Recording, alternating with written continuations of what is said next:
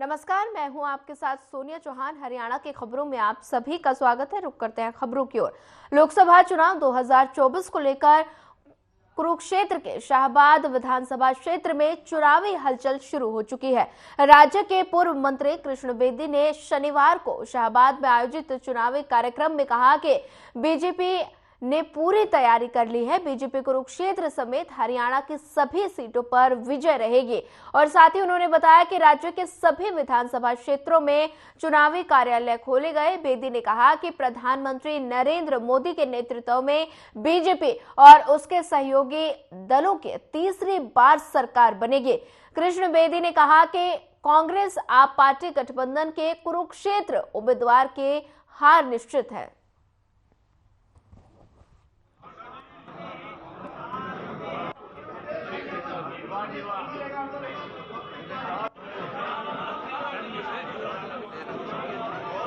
विधानसभा एक महीना पहले भारतीय जनता पार्टी ने पूरे देश के अंदर लोकसभा चुनाव कार्यालय की शुरुआत कर दी थी और आज 90 की 90 विधानसभा क्षेत्रों के अंदर भारतीय जनता पार्टी अपने लोकसभा चुनाव को लेकर चुनावी कार्यालयों की आज शुरुआत करनी है। उसी कड़ी के अंदर शाहबाद मारकंडा में हमने आज अपने चुनावी कार्यालय की शुरुआत कर दी है। सुबह हमने हवन किया, उसके बाद गुरुद्वारा से हमारे पार्टी साहब ने आकर यहाँ पर हम सबको आशीर्वाद दिया और आज हजारों की संख्या में जो कार्यकर्ता इतनी बारिश के बावजूद भी यहाँ पर पहुँचे हैं।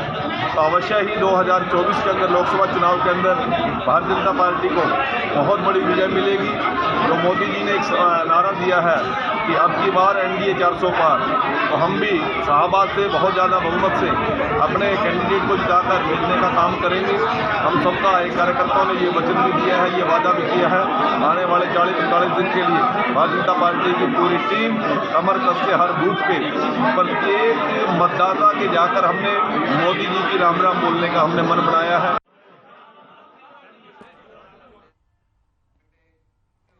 प्रदेश के कृषि और पशुपालन मंत्री जेपी दलाल ने लोहारू के बीजेपी कार्यालय में पूरे प्रदेश के 90 चुनाव कार्यालयों के उद्घाटन के अवसर पर लोहारू में कार्यकर्ताओं के बीच लाइव कार्यक्रम देखा।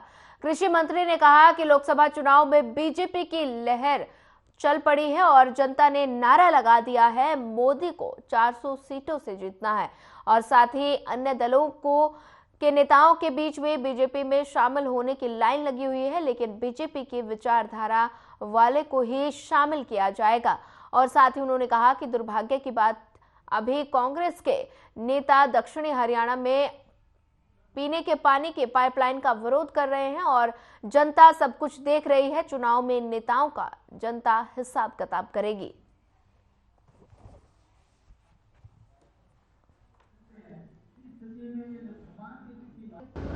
अभी लोकसभा का चुनाव है, पूरे देश में एक तरफा लहर चल रही है।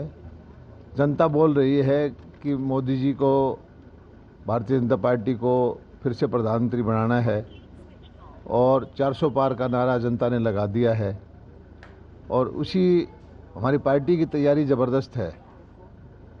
पहले हमने 10 की 10 लोकसभाओं में चुनाव कार्यालय खोले। आज मुख्यमंत्री जी के द्वारा 90 की 90 विधानसभाओं में चुनाव कार्यालय का शुभारंभ करवाया गया और पार्टियों से हम बहुत आगे हैं। हमारी सारी व्यवस्थाएं पूरी हैं और चुनाव के अंदर जनता के अंदर इतना ज़बरदस्त उत्साह है कि इस बार जो रिजल्ट आएंगे, आज तक के चुनावों के सारे रिकॉर्ड टूटेंगे।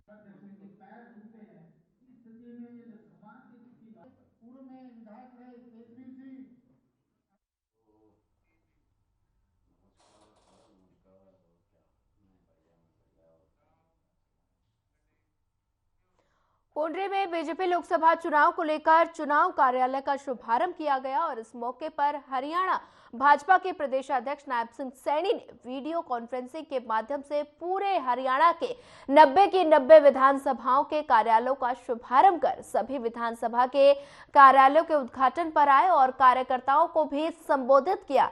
इस दौरान उन्होंने वीडियो कॉन्फ्रेंसिंग के माध्यम से कार्यकर्ताओं को संबोधित किया और भाजपा सरकार द्वारा किए गए जनता हित के कार्यों का गुणगान किया और विपक्ष पर भी तंज कसा।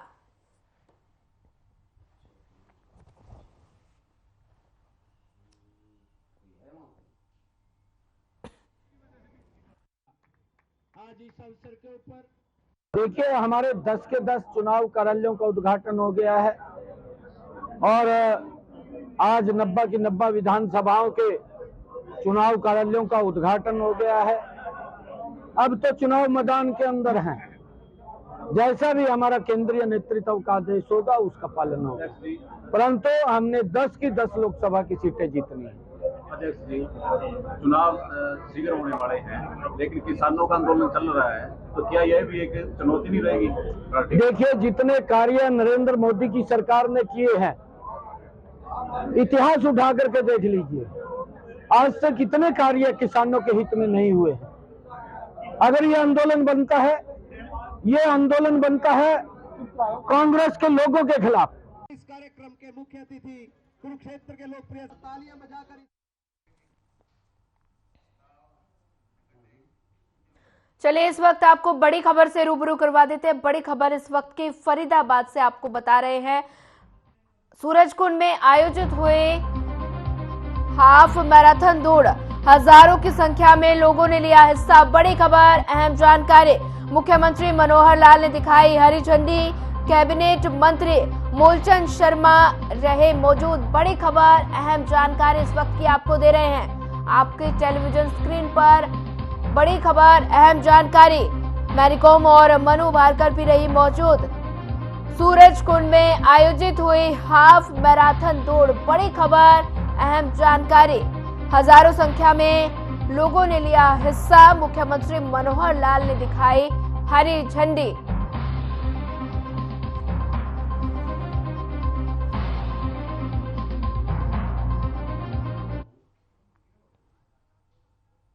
वो कराई जाएगी और मैराथन दौड़ को लेकर के तमाम जो लोग हैं, जिन लोगों ने रजिस्ट्रेशन करवाया, करीब 1 लाख लोगों ने जिस तरीके से रजिस्ट्रेशन कराया, आप इन तस्वीरों में देख सकते हैं कि किस तरीके से युवाओं में भीड़ है वो लगातार यहाँ पर पहुंचती हुई जा रही है, क्योंकि यहाँ पर जो है हरियाणा के मुख्यमंत्री मनोहर लाल वो हरी झंडी दिखा करके जो है मैराथन दौड़ की जो शुरुआत करेंगे। तो हमारे साथ तमाम जो विधायक है वो भी जुड़े हैं। विधायक साहब, जिस तरीके से आज मैराथन दौड़ को लेकर के है, हरियाणा के मुख्यमंत्री कहीं ना कहीं बढ़ावा भी जो है हरियाणा के जो मुख्यमंत्री है वो भी देते हैं, क्या कहना चाहेंगे? देखो, जब से हमारी सरकार केंद्र में आई है, प्रदेश में आई है, हम युवाओं को, खिलाड़ियों को आगे बढ़ावा दे रहे हैं। और आप देख भी सकते हैं, हरियाणा एक अकेला राज्य है जो भी गोल्ड मेडल हमने जीते हैं, चाहे कॉमनवेल्थ की बात करें, एशियन गेम की बात करें या ओलंपिक्स की बात करें, पैरा ओलंपिक्स की बात करें, हमारे खिलाड़ियों ने 30% से ज्यादा मेडल जीते हैं। और आज उसी के तहत यहाँ पर हाफ मैराथन का जो आयोजन किया गया है, इसके लिए अपने प्रधानमंत्री जी को, हमारे मुख्यमंत्री जी को धन्यवाद देता हूँ, जिससे इस तरह के आयोजन होने चाहिए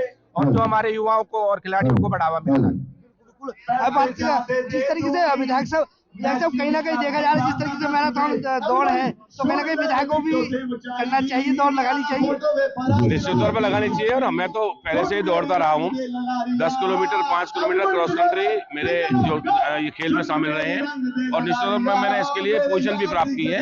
और केवल विधायकों को नहीं, आम जन को, आम युवा को, युवतियों को इसमें हिस्सा बढ़ चढ़ कर लेना चाहिए। और आप देखोगे जो रजिस्ट्रेशन था उससे भी क्रॉस करके बच्चे यहाँ पहुंचे हैं, और मैं समझता हूँ बहुत उत्साहवर्धक कार्य जो देखने को मिला है। बच्चे सब इसमें पहुंचने के साथ रह रहे हैं। जिस तरीके से हरियाणा सरकार है वो लगातार युवा को बढ़ाने की बात करती है, तो इसको मैराथन से क्या संदेश जाएगा? देखिए, निश्चित तौर पर माननीय मुख्यमंत्री महोदय हरियाणा एक, हरियाणवी एक को मानते हुए, नारे पर आगे चलते हुए, और आज रन फॉर यूनिटी, एक हरियाणा की एकता के लिए दौड़ना और अपने शरीर को स्वस्थ रखना, नशे से दूर रहना, इस सब का संदेश माननीय मुख्यमंत्री महोदय ने देने का प्रयास किया है। आप देख सकते हैं कि महिलाएं भी जो है बढ़ चढ़ के जो है मैराथन में दौड़ ले रही हैं, और कहीं ना कहीं हमारी बड़कल से विधानसभा सीमा रखा हुई है। सीमा जी, किस तरीके से देखा जा रहा है कि महिलाएं भी जो है बढ़ चढ़ के हिस्सा ले रही हैं, तो क्या कहना चाहेंगे? मैं सबसे पहले एक बात जो जोड़ना चाहती हूँ इस आज के कार्यक्रम के साथ, कि भारत की रफ्तार आज विश्व में तेजी से चल रही है मोदी जी के नेतृत्व में, और उसी तरीके से हरियाणा की रफ्तार बढ़त बनाए हुए हमारे मुख्यमंत्री मनोहर लाल जी, और आज वही रफ्तार बेटियों और बेटों के माध्यम से आपको सड़क पर दिखाई देगी। कहीं ना कहीं महिलाएं भी बढ़ चढ़ करके हिस्सा ले रही है, और किस तरीके का संदेश जाएगा? मोदी जी ने बेटी बचाओ बेटी पढ़ाओ का अभियान ही हरियाणा की धरती से शुरू किया और उसका नतीजा आपको हर चीज में दिख रहा है। बेटियों ने पूरी आज जो है हरियाणा के कैबिनेट मंत्री मूलचंद शर्मा है, वो भी इस मैराथन दौड़ में पहुंचे हुए हैं, उनसे जानते हैं। मंत्री जी, जिस तरीके से लगातार एक बार जो है 1 लाख पहली बार इस तरीके की मैराथन की जा रही है 1 लाख की संख्या में, क्या कहना चाहिए? कितने लोग बढ़ चढ़ के हिस्सा यहाँ पर पहुंच रहे हैं? मैं सबसे पहले मैंने पहली बार इतने नौजवान देखे फरीदाबाद के, जहाँ लाखों बच्चों ने रजिस्ट्रेशन किया, हजारों बच्चे, और ये प्रदेश के मुख्यमंत्री को हरी झंडी लगी और एक नशा की तरफ जो नौजवान बढ़ा है और जिस तरह के हालात उसे रोकने के लिए जो देश के प्रधानमंत्री नरेंद्र मोदी जी ने जो दिशा और जो उसमें हम सब लोग कार्य करें, और मुख्यमंत्री यही संदेश देंगे कि नौजवानों को अपनी दिनचर्या में अपने नशा जैसे इनको छोड़ने का काम करें और सुबह उठकर अपने काम में कहीं ना कहीं एक बार जिस तरीके से देखा जा रहा है कि हरियाणा सरकार पहले ही जो है युवाओं को और कहीं ना कहीं स्पोर्ट्स करती है खेल में, तो इस तरीके से मैराथन से दौड़ते हुए और क्या संदेश पहुंचेगा?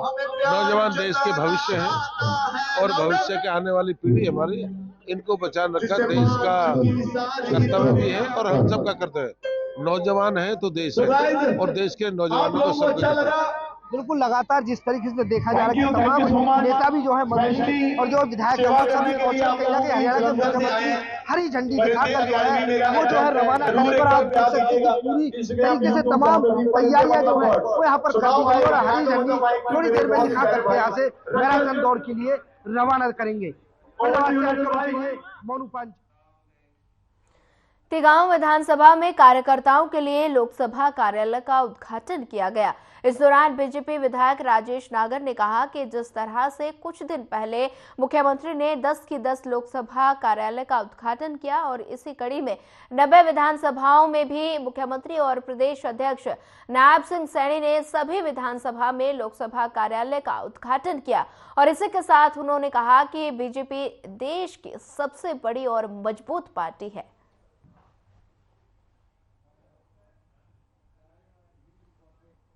देखो, हमारे माननीय मुख्यमंत्री जी ने पहले 10 के 10 लोकसभा का जो उद्घाटन किया था और आज उसी तरह से 90 विधानसभाओं में हमारे जितने भी विधायक हैं या जो विधायक चुनाव लड़े हैं उनके साथ मिलकर या हमारे दूसरे मंत्री हैं वो 90 की 90 विधानसभा में लोकसभा के कार्यालयों का उद्घाटन किया है। अभी तक प्रत्याशी तय नहीं हुआ, लेकिन कार्यालय की तैयारियां पूरी होगी। विधानसभा लेवल पे भी आपने कार्यालय देखो, इसको लेके क्या भारतीय जनता पार्टी दुनिया की सबसे बड़ी पार्टी है। भारतीय जनता पार्टी का संगठन दुनिया का सबसे बड़ा संगठन है। हम लोग 5 के 5 साल चुनाव में सक्रिय रहते हैं और उस तरह से ही हमने सब जो 90 के 90 हमारी विधानसभा में पहले से ही हमने कार्यालय स्टार्ट कर दिए हैं, शुरू कर दिए हैं। चलिए रुक करते हैं अगली खबर का। झज्जर पुलिस अधीक्षक डॉक्टर अर्पित जैन ने बताया कि नैलो प्रदेशाध्यक्ष स्वर्गीय नफे सिंह राठी हत्याकांड मामले में 4 आरोपियों की पहचान हो चुकी है। वारदात में इस्तेमाल गाड़ी रेवाड़ी के रेलवे स्टेशन से बरामद कर ली गई है और SFL की टीम ने उनको पूरा मुआयना किया और साथ ही बता दें कि गाड़ी के मूल मालिक का पता लग चुका है और ये गाड़ी कई बार बेची गई है और हर खरीदारी से पूछताछ की जा रही है और पता लगाया जा रहा है कि आरोपियों तक ये गाड़ी कैसे पहुंची।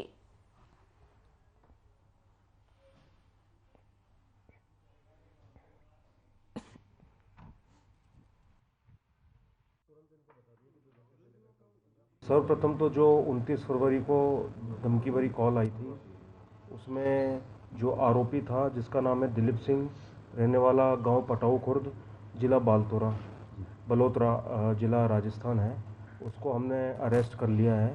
और उससे जो अभी तक पूछताछ हुई उसमें किसी भी गैंगस्टर या किसी बड़े अपराधी से कोई लिंक सामने नहीं आया है।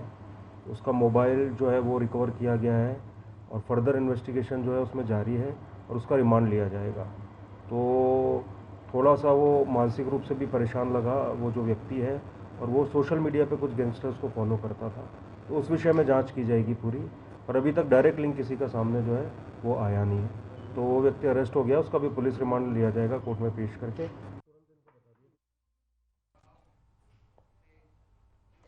हरियाणा में इंडियन नेशनल लोकदल के प्रदेश अध्यक्ष नफी सिंह राठी की हत्या में इस्तेमाल कार रेवाड़ी जंक्शन के बाहर से बरामद हो गई है और झज्जर पुलिस ने कार को अपने कब्जे में ले लिया। एसपी अर्पित जैन ने इसकी पुष्टि की है और इसके साथ ही एसपी ने बताया कि नफी सिंह राठी के परिवार को जान से मारने की धमकी देने वाला आरोपी राजस्थान से गिरफ्तार कर लिया गया है और उसे कोर्ट में पेश कर 2 दिन के रिमांड पर लिया गया है और साथ ही उससे सख्ताई से पूछताछ भी की जा रही है। वहीं हत्याकांड में शामिल आरोपियों की तलाश में अलग अलग जगह छापेमारी जारी है।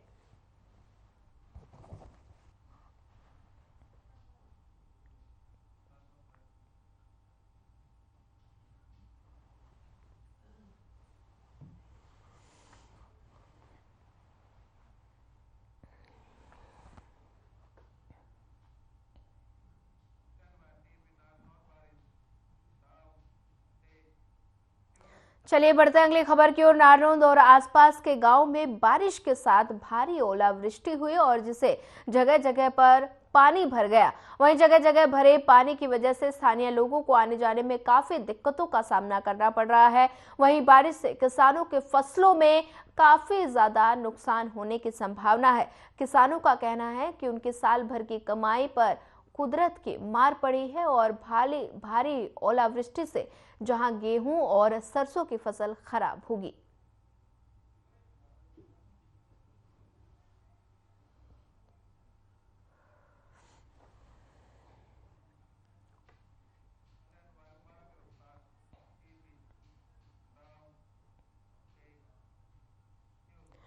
पिछले कई दिनों से अंबाला कैंट रेलवे स्टेशन पर चोरी की घटनाएं लगातार बढ़ रही हैं और ट्रेनों से यात्रियों का सामान चुराने वाले ऐसे ही 2 शातिर चोरों को जीआरपी ने गिरफ्तार कर लिया। तलाशी लेने पर उनके कब्जे से चोरी किए हुए 4 स्मार्टफोन बरामद किए गए हैं। आरोपियों की पहचान अंबाला कैंट निवासी सौरभ गुप्ता और सचिन यादव के रूप में हुई है और पुलिस को इन चोरों से और भी बड़े खुलासे होने की उम्मीद है।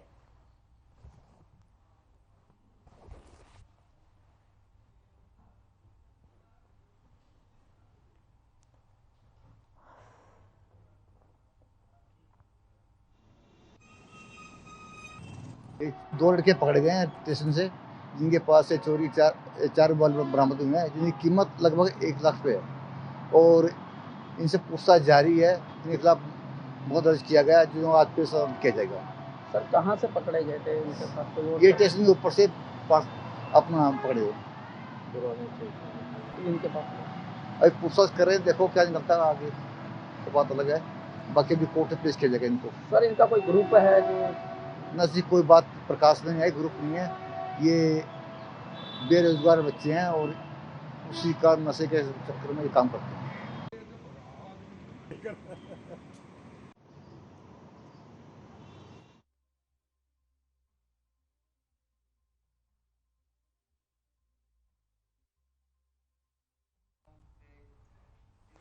करनाल में नरूखेड़ी गांव के व्यक्ति की संदिग्ध परिस्थितियों में लाश मिलने से पूरे इलाके में सनसनी फैल गई। बता दें कि लाश के बाद पुलिस को मौके पर सूचना मिली थी और साथ ही बता दें जिसके बाद शव को कब्जे में लेकर पुलिस ने मामले की जांच शुरू कर दी। वहीं मौके पर मौजूद लोगों का कहना है कि मृतक अंसल टाउन में रात की ड्यूटी करता था और क्या हुआ कैसे हुआ कुछ पता नहीं चल पा रहा। कुछ लोग बता रहे हैं कि हार्ट फेल हुआ है और जिस वजह से बाइक कंट्रोल नहीं हुई और ये हादसा हो गया। फिलहाल पुलिस ने मामले की जांच शुरू कर दी और मामला क्या है इसका पता लगाया जा रहा है।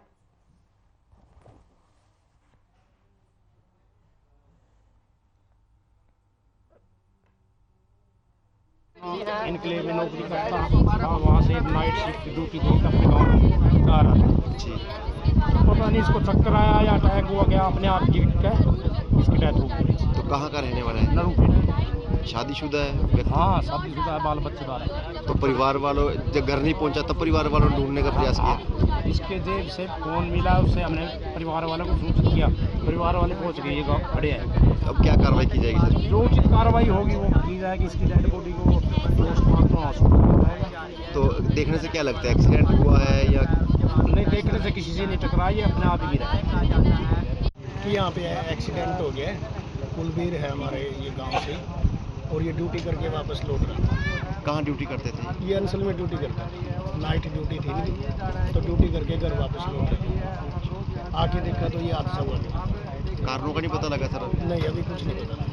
हर रोज रात कोई सुबह कर जाते थे, रात को कर रात जाते कोई शिफ्ट में ड्यूटी होती थी, कभी रात को कभी दिन। ये नाइट ड्यूटी से लौट रहा। थे? क्या लगता है सर देखने में, एक्सीडेंट है या देखो भी अभी अनबैलेंस? ऐसा ही कुछ नजर आ रहा है, लेकिन आसपास से लोग कह रहे हैं कि ऐसा भी हो सकता है इनको हार्ट फेल हुआ हो और बाइक की इनबैलेंस हो गई। पहले भी ऐसा कोई हार्ट फेल के नहीं, पहले तो कभी ऐसा कुछ नहीं। क्या पता लगा था आपको? बस अभी तो फोन से ही हमें तो सूचना मिली थी।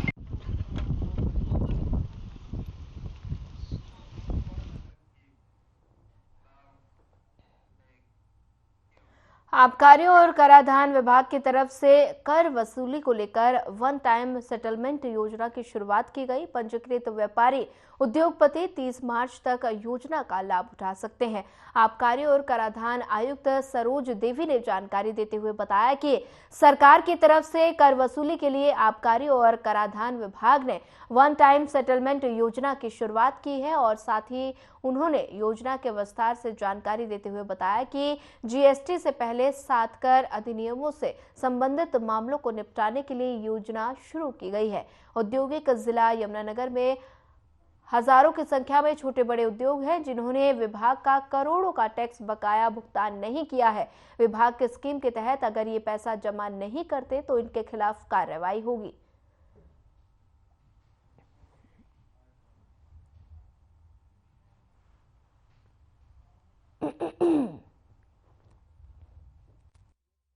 टू 2024 तो इसमें जो 1/1/2024 को जो डिक्लेयर्ड एरियर हैं हमारे बकाया हैं किसी का भी वैट में, वैट हमारा जो जीएसटी लॉन्च हुआ था 1 जुलाई 2017 को, तो उससे पहले की जो असेसमेंटें हुई और एरियर हुए, रिकवरी हुई और रिकवरी नहीं भी हुई, तो एरियर जो बकाया पड़े हुए होते हैं उनको एक तरह से सरकार ने छूट दी है सेटलमेंट स्कीम के थ्रू, जिसमें जो एडमिटेड टैक्स है, रिटर्न जब भरता है डीलर, तो उसमें जितना टैक्स अपने आप से कहता है कि हाँ ये मेरा बनता है और मैं ये भर नहीं पाया।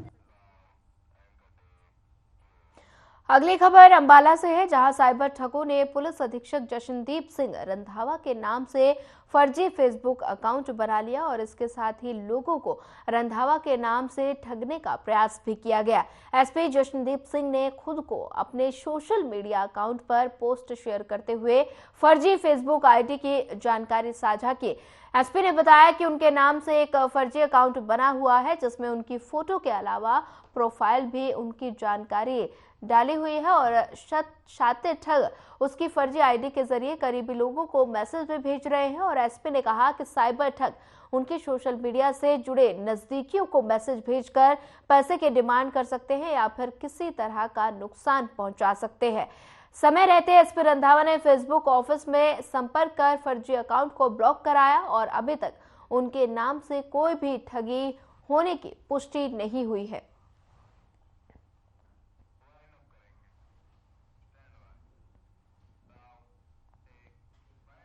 फिलहाल इस बुलेटिन में इतना ही। ज्यादा खबरों के लिए बने रहिए हमारे साथ। नमस्कार।